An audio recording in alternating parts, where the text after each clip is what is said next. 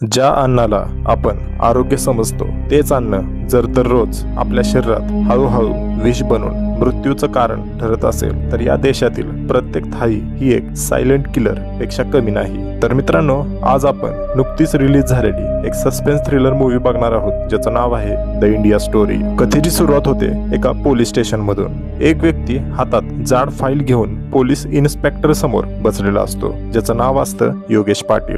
कापऱ्या आवाजात तो म्हणतो, सर, माझ्या लहान मुलीची हत्या झाली आहे. मला तिच्या खुनाची FRI दाखल करायची आहे. पण इन्स्पेक्टर संतापून त्याची फाईल फेकून देतो. तो म्हणतो, तुझ्या मुलीचा मेडिकल रिपोर्ट स्पष्ट सांगतो की तिचा मृत्यू ब्लड कॅन्सरमुळे झाला आहे. हा खून नाही. पुन्हा इथे आलास तर थेट तुरुंगात टाकेन. खरं तर योगेश मागील काही महिन्यात तब्बल 10 वेळा त्या पोलीस स्टेशनवर जात असतो. निराश झालेला योगेश शहरातील मोठमोठ्या वकिलांकडे जातो, पण मेडिकल रिपोर्ट्स मध्ये मृत्यूचं कारण कॅन्सर असल्यामुळे कोणीही त्याची केस स्वीकारत नसतात. पण मित्रांनो, याच वेळी या अन्यायाविरुद्ध लढण्यासाठी एक कणखर महिला वकीलची दमदार एंट्री होते. तिचं नाव असतं ॲडव्होकेट अर्चना. अर्चना ही केस स्वीकारते आणि थेट कोर्टात धाव घेते. कोर्टात सुनावणी सुरू होते. अर्चना न्यायाधीशासमोर असा दाव करते की संपूर्ण कोर्ट रूम हादरून जातं. ती म्हणते, माय लॉर्ड, परीचा मृत्यू फक्त कॅन्सरमुळे झालेला नाही. तिच्या मृत्यू मागे एक भयानक षडयंत्र आहे. या मृत्यूसाठी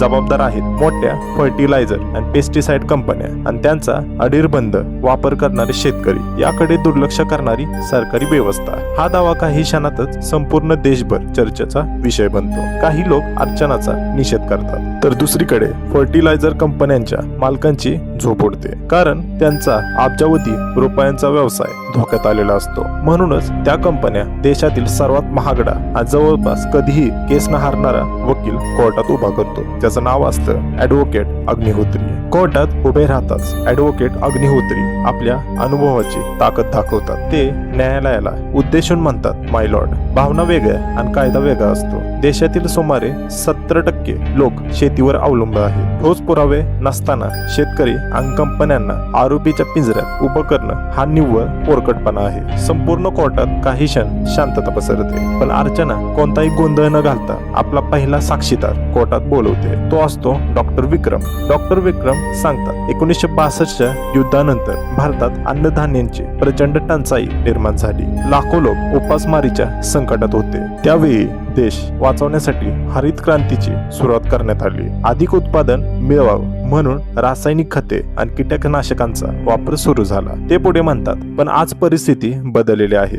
गरज म्हणून सुरू झालेली ही पद्धत आता मोठ्या व्यापार बनलेला आहे. ही विषारी रसायने माती, पाणी आणि पिकांमधून आपल्या शरीरात हळूहळू साचत असतात. काही वर्षांनी त्यांचं रूपांतर रक्ताच्या कर्करोगासारख्या जीवघेण्या आजारात होतो. डॉक्टर विक्रम यांचं विधान ऐकताच संपूर्ण कोर्ट हादरून जातं. यानंतर परीवर उपचार करणारे डॉक्टर साक्ष देण्यासाठी पुढे येतात. ते सांगतात, परीच्या रक्ताच्या तपासणीत कीटकनाशकांमध्ये आढळणाऱ्या अत्यंत घातक रासायनिक घटकांचे अंश सापडलेले आहेत. हे ऐकताच कोर्टात पुन्हा एकच खळबळ उडते. यानंतर अर्चना कोर्टात एका शेतकऱ्याला साक्षीसाठी बोलवते, ज्याचं नाव असतं राजाराम. अर्चना त्याला शांतपणे एक प्रश्न विचारते, राजाराम, तुझ्या शेतात जी भाजी विक्रीसाठी तयार होते त्यावर तू भरपूर कीटकनाशके फवारतो, पण तीच भाजी तू तुझ्या घरच्यांना खायला देतोस का? संपूर्ण कोर्टाचं लक्ष राजारामाकडे लागलेलं असतं. काही क्षण तो शांत राहतो, मग जे उत्तर देतो ते ऐकून सर्वांच्याच पायाखालची जमीन सरकते. तो म्हणतो, नाही, माझ्या कुटुंबासाठी मी वेगळ्या तुकड्यावर सेंद्रिय शेती करतो, ज्या भाज्यांवर कोणतंच रासायनिक औषध फवारलेलं नसतं. पण बाजारात विकण्यासाठी रासायनिक शेती करावी लागते, कारण त्यातून उत्पादन जास्त मिळतं आणि नफाही जास्त होतो. हे उत्तर ऐकताच कोर्टात कुजबूज सुरू होते. प्रसार माध्यमांमध्ये ही बातमी वाऱ्यासारखी पसरते. थेट कृषी मंत्रालयापर्यंत हा विषय पोहोचतो. फर्टिलायझर कंपन्यांचे मालक मंत्र्यांशी भेट करतात, पण मंत्री त्यांना स्पष्ट शब्दात सांगतात, जर लोकांचा जीव धोक्यात असेल तर सरकार कोणालाही सोडणार नाही. हे ऐकून कंपन्यांच्या मालकांची चिंता आणखी वाढते. पुढच्या सुनावणीत अर्चना आणखी एक असा खुलासा करते, ज्यामुळे कोर्टात बसलेले प्रत्येक जण हादरून जातो. ती म्हणते, माय लॉर्ड, फक्त आपल्या शेतातील पीकच नाही तर आपण दररोज पिणारं दूध सुद्धा पूर्णपणे सुरक्षित नाही. यानंतर ती एका अन्न सुरक्षा अधिकाऱ्याला साक्षीदार बोलवते. अर्चना विचारते, देशात दररोज किती दूध तयार होतं? अधिकारी उत्तर देतो, सुमारे 3 ते 4 कोटी लिटर. अर्चना पुन्हा विचारते, आणि देशात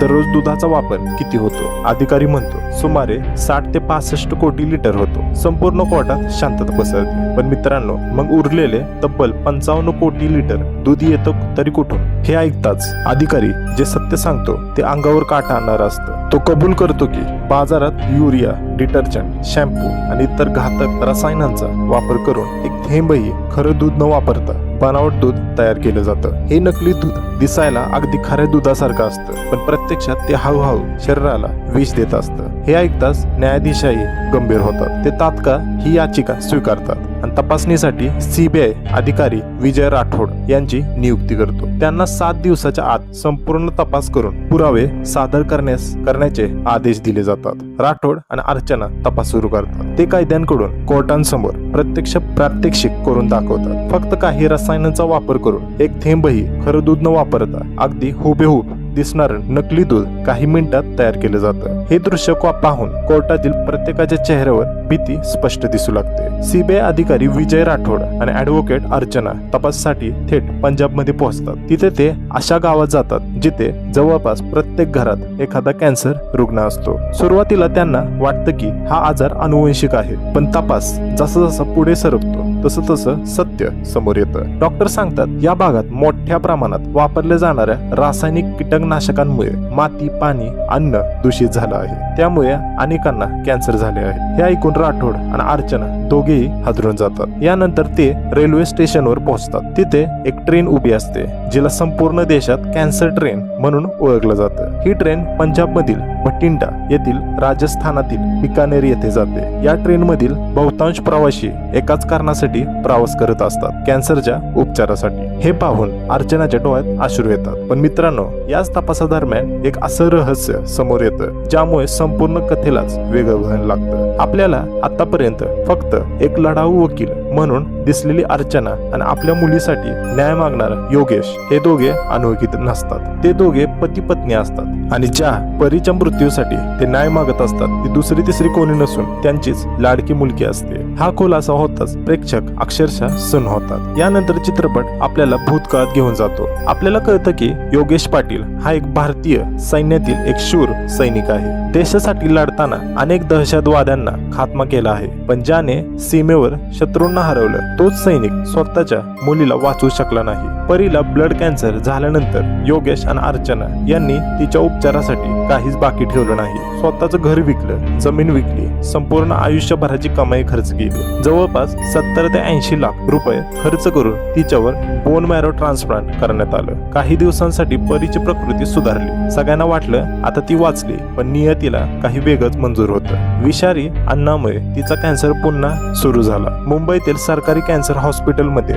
आई वडिलांच्या डोळ्यांसमोर तडपडत परीने अखेरचा श्वास घेतला. तो क्षण पाहून योगेश आणि अर्चना पूर्णपणे हादरून गेले. त्याच दिवशी ते ठरवतात आपल्या मुलीसोबत जे झालं ते या देशात दुसऱ्या कोणालाही होऊ नये आणि इथूनच सुरू होतं संपूर्ण विषारी व्यवस्थेविरुद्ध त्यांचं युद्ध. 7 दिवस पूर्ण होतात. CBI अधिकारी राठोड संपूर्ण तपासाचा अहवाल कोर्टात सादर करतात. त्यासोबतच अर्चना केरळमधील डॉक्टरांची साक्ष आणि काजूच्या बागांमध्ये वर्षानुवर्ष वापरल्या गेलेल्या घातक कीटकनाशकांमुळे झालेल्या परिणामांचे पुरावेही न्यायालयासमोर ठेवते. आता परिस्थिती पूर्णपणे बदललेली असते. पण मित्रांनो, ॲडव्होकेट अग्निहोत्री शेवटचा आणि सर्वात धक्कादायक डाव घेतात. ते म्हणतात जर अन्न विषारी होतं तर ते अन्न आपल्या मुलीला तिच्या आई वडिलांनीच खायला दिलं, मग सर्वात मोठे आरोपी ते स्वतःच नाहीत का? संपूर्ण कोर्टात शांतता पसरते आणि सर्वांच्या नजरा योगेश पाटीलकडे वळतात. तो हळूहळू उठतो आणि डोळ्यात अश्रू असतात आणि तो म्हणतो, अग्निहोत्री साहेब, एखाद्या एखादा मुलगा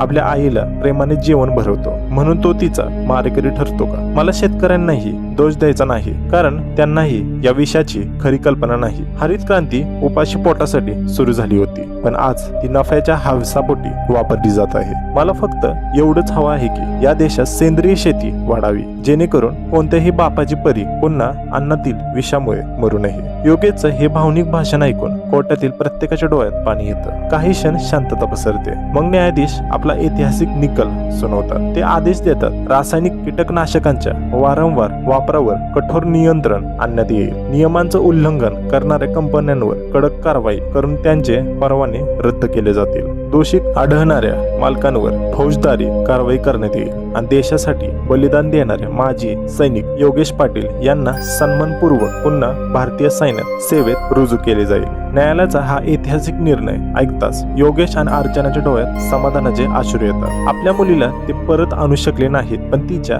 मृत्यूमागचं सत्य त्यांनी संपूर्ण देशासमोर आणलं होतं. याच भावनिक संदेशासह द इंडियन स्टोरी हा चित्रपट संपतो. मित्रांनो, चित्रपटात शेवटी काही वास्तविक घटनांचा संदर्भ देण्याचा प्रयत्न केला आहे. हरित क्रांती 1960च्या दशकात भारतात अन्नधान्याची मोठी टंचाई निर्माण झाली होती. त्या काळात अधिक उत्पादन मिळवण्यासाठी आधुनिक बियाणे आणि रासायनिक खते आणि कीटकनाशकांचा वापर वाढवण्यात आला होता. या प्रक्रियेला हरित क्रांती म्हटलं गेलं आहे. यामुळे भारत अन्नधान्य उत्पादनात स्वयंपूर्ण झाला आहे. तर मित्रांनो, द इंडियन स्टोरी या चित्रपटाची संपूर्ण कथा तुम्हाला कशी वाटली आणि या चित्रपटाने मांडलेल्या विषयाबद्दल तुमचं मत काय आहे हे कमेंटमध्ये नक्कीच सांगा. व्हिडिओ आवडला असेल तर लाईक करा, शेअर करा आणि चॅनलला सबस्क्राईब करायला विसरू नका. तर चला भेटूया पुढच्या मूवीमध्ये. चला.